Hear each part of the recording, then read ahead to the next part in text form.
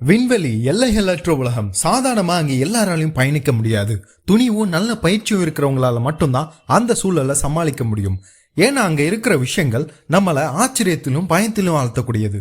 இந்தியாவோட விண்வெளிக்கான முதல் பயணம் கேரளா மாநிலத்துல இருக்கிற தும்பாங்கிற இடத்துல இருந்து ஆரம்பிச்சிச்சு. உலக நாடுகள் சந்தேகப்பட்ட போதும், சூழ்நிலைகள் எதிராக இருந்த போதும் இந்தியா லட்சியத்தை நிறைவேற்றும் ஒரே நோக்கத்துக்காக விண்ணை தாண்டி பறந்துச்சு. இது வெறும் சாதனை கிடையாது மக்களே, தீயால் எழுதப்பட்ட சரித்திரம். இந்த வீடியோல இந்தியா நடத்தின மிக சிறந்த ஸ்பேஸ் மிஷன் பத்தி தான் பார்க்க போறோம். Welcome to pentalogy planet. இது 5 சுவாரஸ்யமான உண்மைகளை பற்றிய தொகுப்பு. நீங்க இப்பதான் சேனலுக்கு புதுசா வரீங்கன்னா சப்ஸ்கிரைப் மற்றும் நோட்டிபிகேஷன் பெல்ல பிரஸ் பண்ணி வச்சுக்கோங்க. அப்பதான் இனி வரக்கூடிய பல சுவாரஸ்யமான தகவல் உங்களை வந்தடையும். நாம முதலாவதா பார்க்கிறது சந்திரயான் 3. இது Indian space research organisation ISRO நடத்தின நிலவுக்கான 3வது மிஷன். ஜூலை 14, 2023 ஸ்ரீஹரிகோட்டாவில் இருக்கிற சதீஷ் தவான் ஸ்பேஸ் சென்டர்ல இருந்து புறப்பட்ட ராக்கெட் 41 நாள் பயணத்துக்கு அப்புறம் நிலவோட சவுத் போல்ல வெற்றிகரமா தரையிறங்குச்சு.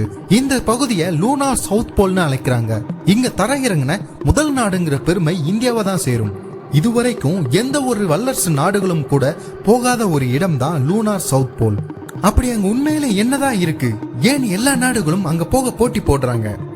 இந்த லூனார் சவுத் போல் நிலவோட கீழ்பகுதியில் அமைஞ்சிருக்கு.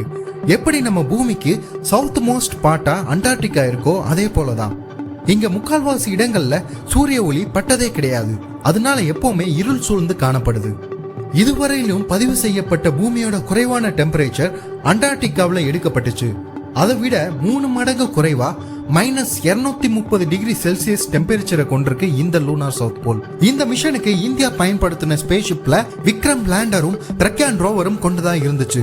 விக்ரம் லேண்டரை பத்தி சொல்லணும்னா இது ஆபத்தான இடங்களை தவிர்த்து பாதுகாப்பா தரையிறங்குற ஒரு ஸ்பேஸ் வெஹிக்கிள். நிலாவுல இதோட இறங்குற வேகத்தை மெஷர் பண்ண லேசர் டோப்ளர் வெலாசிமீட்டரை பொருத்தி இருந்தாங்க.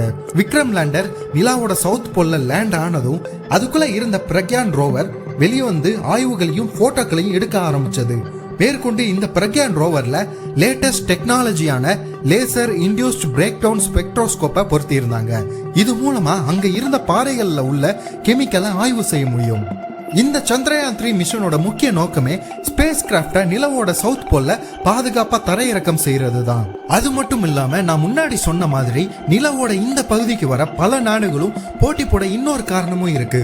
இங்க இருக்கிற கிராட்டர்ஸ்னு அழைக்கப்படுற பள்ளங்கள்ல காணப்படுற நீர் பனிக்கட்டிகள் தான்.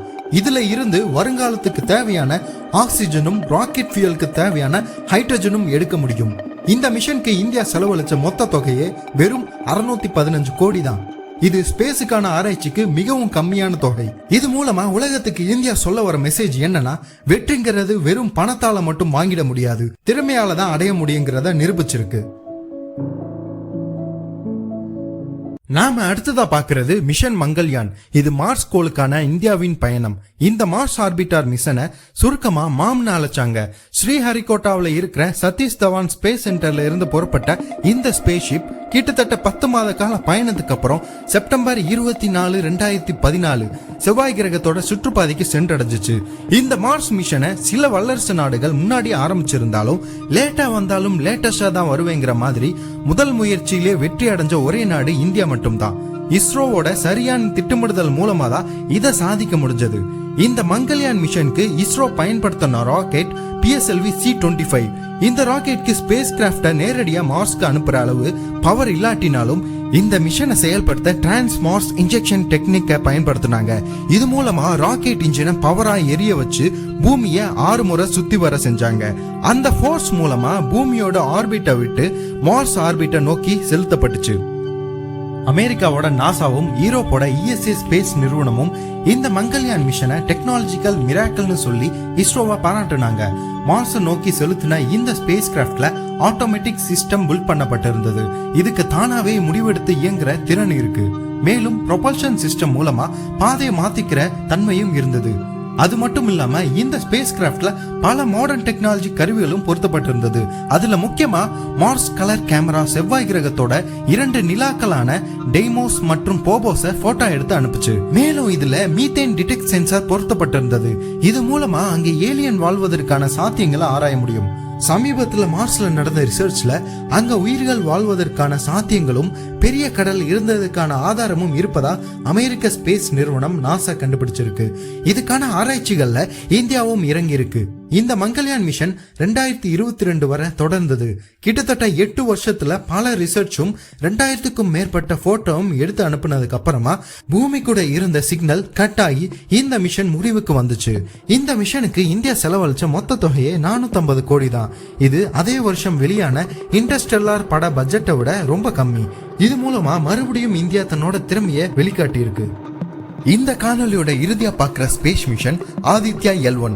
இது இந்தியாவோட முதல் சூரிய பயணம். 2023 செப்டம்பர் மாசத்துல இந்தியா ஸ்பேஸ் சயின்ஸ் உலகத்தோட ஒளிமயமான ஒரு பயணத்தை ஆரம்பிச்சது. PSLV C-57 ராக்கெட் மூலமா சூரியனோட அட்மாஸ்பியர் பத்தி ஆராய விண்ல செலுத்தப்பட்டுச்சு. 101 நாள் பயணத்துக்கு அப்புறம் ஆதித்யா L1 விண்கலம் பூமியில இருந்து 15 லட்சம் கிலோமீட்டர் தூரத்துல இருக்கிற லாக்ரேஞ்ச் பாயிண்ட்ல நிறுத்தப்பட்டுச்சு.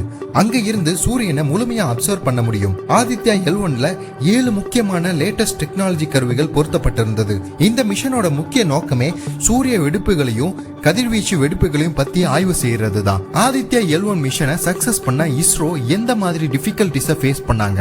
சூரியனுக்கு ரொம்பவே பக்கத்துல இருப்பதால ஆதித்யா L1ஓட கருவிகள் கதிர்வீச்சுகளால பாதிக்கப்பட்டுச்சு. அது மட்டும் இல்லாம அந்த இடத்துல விண்கற்களோட எண்ணிக்கை அதிகமா இருப்பதால விண்கலம் அதுல மோதிராம ரொம்பவே அக்யூரேட்டா இயக்கப்படுது. ஆதித்யா L1 விண்கலம் ஏன் லாக்ரேஞ்ச் பாயிண்ட்ல பூமியில இருந்து 15 லட்சம் கிலோமீட்டர் தள்ளி நிறுத்தப்பட்டிருக்கு? இந்த குறிப்பிட்ட இடத்துல பூமியோட கிராவிடேஷனல் ஃபோர்ஸும் சூரியனோட கிராவிடேஷனல் ஃபோர்ஸும் பேலன்ஸ்டா இருக்கிறதால இது சூரியனை பத்தி ஆய்வு பண்ண ஒரு நிலையான இடமா இருக்கு. இந்த மிஷன் இந்தியாவோட விண்வெளி சாதனைகள்ல மேலும் ஒரு படிக்கல்லா பார்க்கப்படுது. இந்த வீடியோல நாம இந்தியாவோட ஸ்பேஸ் நிறுவனம் ISRO செஞ்ச பல சாதனைகளை பார்த்திருப்போம். விண்வெளி ஆராய்ச்சி ஒரு நாட்டோட வளர்ச்சியை மற்ற நாடுகளுக்கு படம் போட்டு காட்டுது. என்னதான் இது ஒட்டுமொத்த மனித இனத்தோட நன்மைக்கு செய்யப்பட்டாலும் ஒரு பக்கம் உலக நாடுகள் மத்தியில போட்டியும் நிலவுது. ஆனா இந்தியா இதுக்கு ஒரு விதிவிலக்கு. ISROவோட தந்தைன்னு சொல்லப்படுற விக்ரம் சாராபாய் இந்த விண்வெளி ஆராய்ச்சி நிறுவனத்தை ஆரம்பிச்சதுக்கான நோக்கமே வேறையா இருந்துச்சு. இது நாட்டோட கௌரவம் மற்றும் விண்வெளி வெற்றிகள் வரிசையா எண்ணுவதற்கு மட்டும் இல்லாம தகவல் தொடர்பு, வானிலை, விவசாயம் போன்ற சமூக வளர்ச்சிக்கு இந்த ஸ்பேஸ் ரிசர்ச் பயன்படுவதுதான் முக்கியங்கிறத நினைச்சாங்க. நடந்த பனிப்போர் மாதிரியான நிகழ்வுகள் பல வல்லரசு நாடுகள் இந்த ஸ்பேஸ் ரிசர்ச்சை ஒரு போட்டி தளமா மட்டும் பயன்படுத்துற சூழல்ல இந்தியா மனித வளத்தை மேம்படுத்துற ஆராய்ச்சிகளை செஞ்சு ஸ்பேஸ்ல தனித்துவமான இலக்கையும் தனக்கான இடத்தையும் நிறுவி இருக்கு. இதே மாதிரி இன்னொரு சுவாரஸ்யமான காணொலியில சந்திப்போம். தேங்க்ஸ் ஃபார் வாட்சிங்.